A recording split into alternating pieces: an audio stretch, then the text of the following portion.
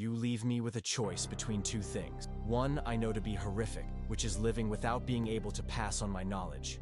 The other, which I don't know, is death. So I choose the unknown." With these words, Socrates sealed his own fate on a spring morning in 399 BCE in Athens. But what the official history doesn't tell you is that his execution wasn't a noble philosophical sacrifice.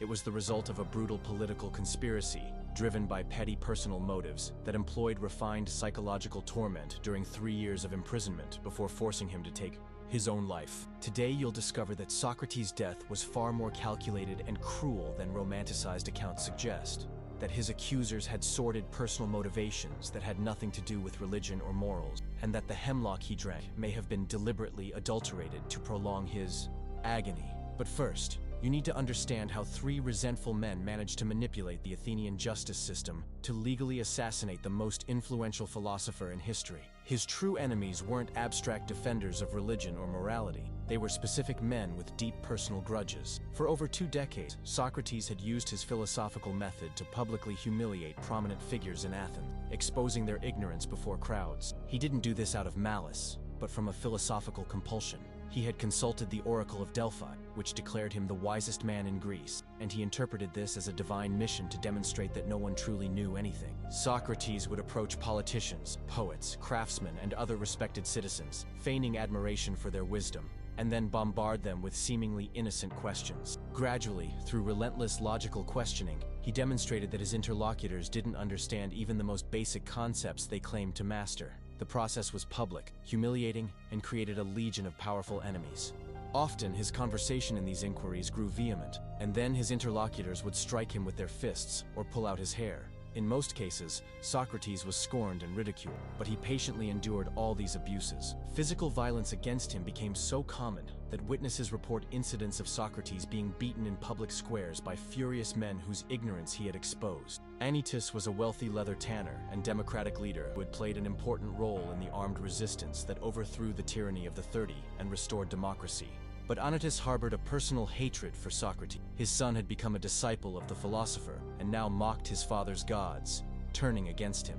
Anytus represented the class of politicians and craftsmen, precisely the groups Socrates most enjoyed humiliating. Meletus was a young, unknown tragic poet whose mediocrity had been exposed by Socrates. As a representative of the poetic class, he carried the collective resentment of all the artists who had been ridiculed by the philosopher. Meletus had neither talent nor reputation, but he was chosen as the official accuser because he didn't need qualifications, just someone willing to sign the charge. Apparently, Lycon wanted Socrates condemned because his son had been morally, philosophically, and sexually corrupted by Callias, an associate of Socrates. It was a particularly petty motive, but one that illustrates how the accusations were driven by personal grudges, not genuine concerns for the common good. The conspiracy wasn't a matter of justice. It was a collective revenge by powerful men who had been publicly humiliated and wanted to forever silence the voice that exposed their incompetence. The formal charges were carefully formulated to appear noble. Socrates was accused of not recognizing the state's gods, introducing new deities, and corrupting the youth. But these allegations were intentionally vague. As historian I.F. Stone noted, the most vulnerable point of the accusation is the fact that it does not attribute to Socrates the violation of any specific law, neither concerning civic religion nor political institutions. This was extraordinary. In Athenian legal literature, the text of the specific law that had been violated was always mentioned. Plato believed that Socrates was condemned for evidently political, not religious one. The philosopher had shown anti-democratic sympathies and had been associated with hated figures like Alcibiades and Critias. In an Athens that had just emerged from a devastating civil war, any opposition to democracy was seen as treason. It was a mob, not a jury, and mobs are easily manipulated by skilled demagogues. The accusers knew exactly how to present Socrates as a threat to the city, a corrupter of youth who questioned traditional gods at a time when Athens needed religious and political unity. Socrates defended himself brilliantly, using his usual method of logical questioning to expose the contradictions of his accusers. During Meletus's interrogation, he demonstrated that the poet fell into obvious contradictions about the nature of the charges, claiming at one moment that Socrates preached atheism and at another that he believed in demigods. It was an impressive intellectual spectacle, but politically suicidal. Instead of asking for clemency or showing remorse, Socrates treated the court with irony and even disdain. When given the opportunity to propose an alternative penalty to death, He sarcastically suggested the city should pay him a lifetime pension for his services as a philosopher. It was a deliberate provocation that enraged the judges. Subsequently, he offered to pay a paltry fine, another demonstration that he didn't take the charges seriously. Socrates had transformed his defense into a final opportunity to humiliate his enemies. But this intellectual victory cost him his life. By a narrow margin, perhaps 30 votes in an assembly of 501, he was condemned to death. Socrates was held in prison for 30 days while awaiting execution. But this period was not a time of peaceful reflection. It was a last, calculatingly cruel psychological torment. There was a law that required no execution to take place during the votive voyage of a sacred ship to Delos.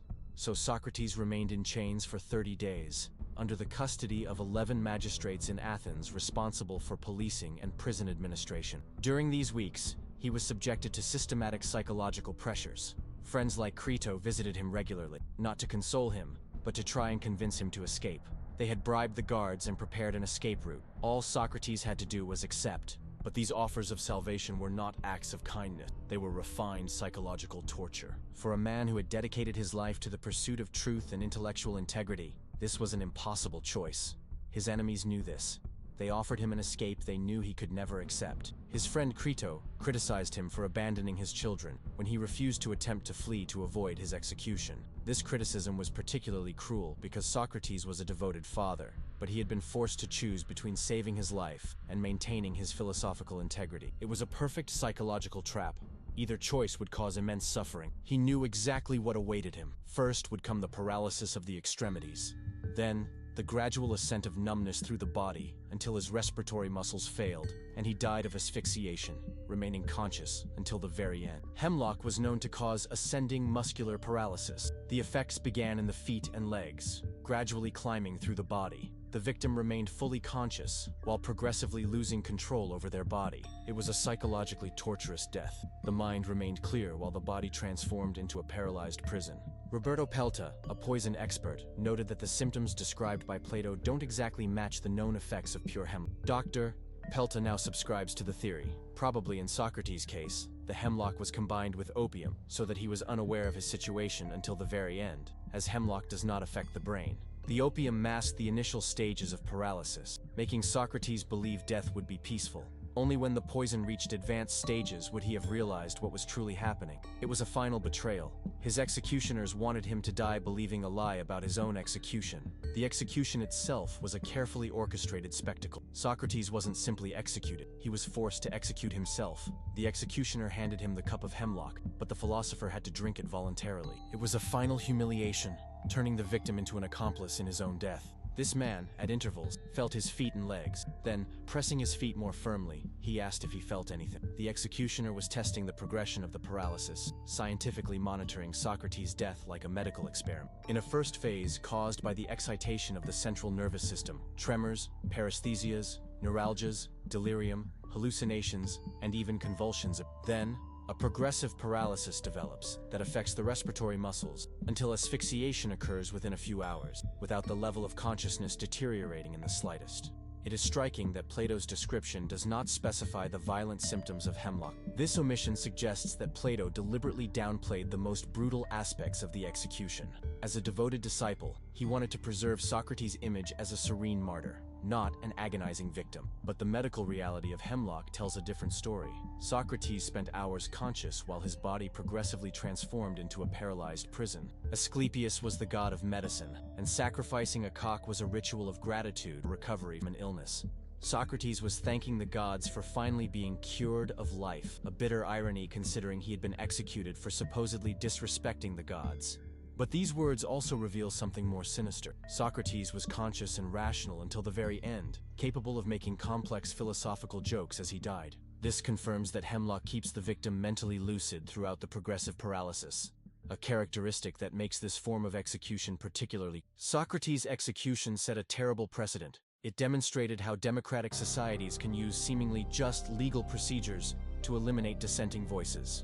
The trial followed all appropriate legal forms. There was a numerous court. The defense had the opportunity to speak, and the sentence was democratically decided, but the result was the judicial murder of an innocent man. This is the most brutal aspect of Socrates' death. It wasn't a primitive execution by a tyrant, but a sophisticated murder by an advanced democracy. It showed that the rule of law can be manipulated to serve personal vendettas, that courts can be turned into mobs, and that legality can mask the deepest injustice. According to later legends, the Athenians quickly regretted their decision. Diogenes Laertius reports that the remorse of the Athenians was so great that they turned against his accusers, executed Miletus, banished Anytus and Lycon from the city, and erected a bronze statue to Socrates. Although these accounts are likely fictional, they reveal the recognition that the execution had been a terrible mistake. He had demonstrated that politicians didn't understand justice, poets didn't understand beauty, and artisans didn't understand their own craft. In a society based on hierarchies of prestige and authority,